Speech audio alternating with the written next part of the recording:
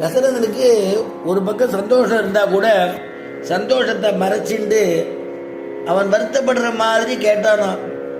ஏன் நீங்கள்லாம் இத்தனை காலம் நான் ராஜ்யம் பண்ணினேனே, ஒரு காதுகன் கையில் அகப்பட்ட பிரஜைகள் போலே நான் ஏதாவது கொடூரமான ஆட்சி பண்ணேனா?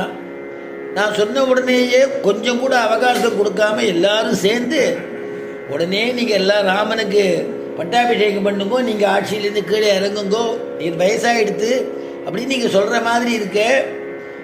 என்னிடத்துல இல்லாத ஒரு விஷயத்த ராமனிடத்தில் நீங்கள் என்ன கண்டீர்கள், எதுக்கு உடனே அந்த மாதிரி சொன்னேள் அப்படின்ன உடனே நான் என்ன குத்தம் பண்ண, என்னிடத்துல என்ன தோஷம் இருக்குன்னு கேட்டாரோ. தசரதன் நினச்சின்னு இருக்கார், உங்கள்கிட்ட ஒரு தோஷமும் இல்லை அப்படின்னு அவள் சொல்லுவான்னு எதிர்பார்த்தார். எல்லாரும் மறுபடியும் கோரஸா சொன்னாலாம், உங்கள்கிட்ட தோஷம் இருக்கு.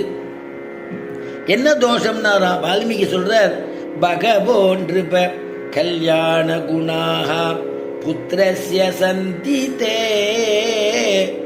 என்னன்னா, உம்மிலும் சீரிய குணங்களை உடைய புத்திரனை பெற்றதுதான் நீ செய்த குற்றம். உம்மிலும் சீரிய, எவ்வளவோ கல்யாண குணங்கள் உடையவன் நீரே, தர்ம பிரபுதான், தர்ம காரியங்கள்லாம் பண்ணிட்டு இருக்கேள், யாக யஜ்யங்கள்லாம் பண்ணிட்டு இருக்கேள், எங்களை நன்னாதான் வச்சுட்டு இருக்கேள். ஆனாலும் ஒரு குற்றம் இருக்கு. என்னன்னா, உங்களை விட பன்மடங்கு, பொதுவாகவே பிதுகு சதகுணம் புத்திராகான்னு சொல்றது, அப்பாவுடைய குணத்தில் 100 குணம் இருக்கக்கூடிய பிள்ளையா இருக்கும்னு சொல்லுவா. ஆனால் இது 1000 மடங்கா இருக்கு, அநேக குணமா இருக்கு சக்கரவர்த்தி திருமகன். அதனால இப்படி ஒரு புத்திரனை நீர் பெற்றீரே, அதுதான் நீர் பண்ணியிருந்தான குற்றம் அப்படின்னு சொன்னாங்க. உள்ளூரை சந்தோஷப்பட்டுட்டார் தசரதன். பரவாயில்ல, நம்ம குழந்தைக்கு